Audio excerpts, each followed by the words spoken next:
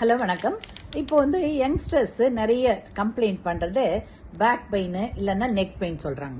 அதுக்கு ரீசன் என்னென்னா டிவி பார்க்கறது, இல்லைனாக்கா ஐடி பீப்புள் அவங்க கம்ப்யூட்டர்லேயே உட்காந்துருக்குது, பெரியவங்கலாம் செல்ஃபோனே பார்த்துட்டு இருக்குது, இல்லை டிவியில் சீரியல் பார்க்குறது. இது மாதிரி இதே மாதிரி ஒரே பொசிஷன்லேயே நீங்கள் பண்ணுறதுனால கழுத்தோட நெக் பெயினும் பேக் பெயினும் வர்றதுக்கு நிறைய வாய்ப்புகள் இருக்குது. ஸோ எல்லாரும் எந்த டைப் ஆஃப் பெட் போடணும் அந்த பேக் பெயினுக்கு, இல்லைன்னா எந்த டைப் ஆஃப் பைக்கு சேஞ்ச் பண்ணணுன்றாங்க. பைக்கையோ பெட்டையோ சேஞ்ச் பண்ணுறதுக்கு பதிலாக நீங்கள் உங்கள் பொசிஷனை சேஞ்ச் பண்ணுங்கள் எவ்ரிடே, ரைட்டுங்களா? ஏன்னாக்கா நம்ம இப்படி குனிஞ்சு பார்த்துக்கிட்டே இருக்குமே தவிர என்னைக்கான சீலிங்கை பார்க்குறோமா? இல்லை.